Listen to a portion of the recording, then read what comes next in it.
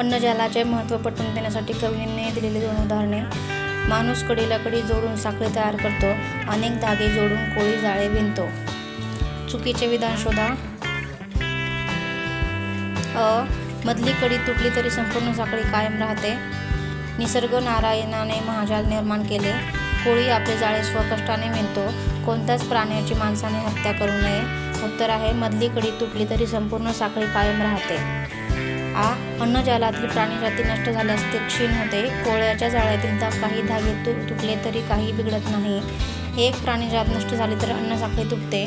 अनेक प्राणीजाती मारल्या तरी अन्नजाल टिकून राहते. उत्तर आहे अनेक प्राणीजाती मारल्या तरी अन्नजाल टिकून राहते. प्रश्न 3. कोळ्याचे जाळे व अन्नजाल यांच्यातील साम्य लिहा. उत्तर आहे कोळ्याचे जाळे अन्नजाल. 1. अनेक धागे एकास एक जोडून कोळी जाळे विणतो. प्राणी जातीसाठी निसर्ग अन्नजाल विणतो.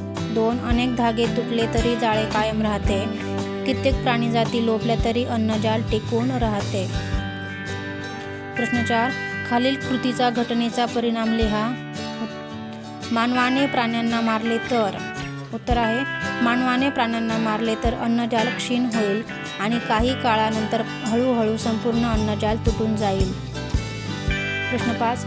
तुमच्या शब्दात स्पष्ट करा. अ. तुम्हाला समजलेली अन्नसाखळी तुमच्या शब्दात सोदाहरण स्पष्ट करा. उत्तर. अन्नसाखळीमध्ये प्रत्येक जीव हा अन्नासाठी दुसऱ्या सजीवावर अवलंबून असतो. निसर्गाने अन्नसाखळीचे महाजाल तयार केले आहे. उदाहरणार्थ गवताला उंदीर खातो, उंदराला साप खातो, सापाला गरुड पक्षी खातो. ज्याप्रमाणे माणूस एकास एक कडी जोडून साखळी तयार करतो, त्याप्रमाणे निसर्गात अन्नसाखळी तयार झालेली आहे.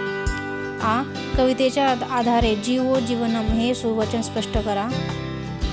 उत्तर. एक प्राणी हा दुसऱ्या प्राण्याला भक्ष्य बनवतो. दुसरा प्राणी हा तिसऱ्या प्राण्याला भक्ष्य बनवतो. म्हणजेच एक जीव हाच दुसऱ्या जीवाचे जीवन आहे. उदाहरणार्थ गवताला उंदीर खातो, उंदराला साप खातो, सापाला गरुड पक्षी खातो. याप्रमाणे एकमेकांचे भक्ष्य होणे म्हणजेच जीवो जीवस्य जीवनम.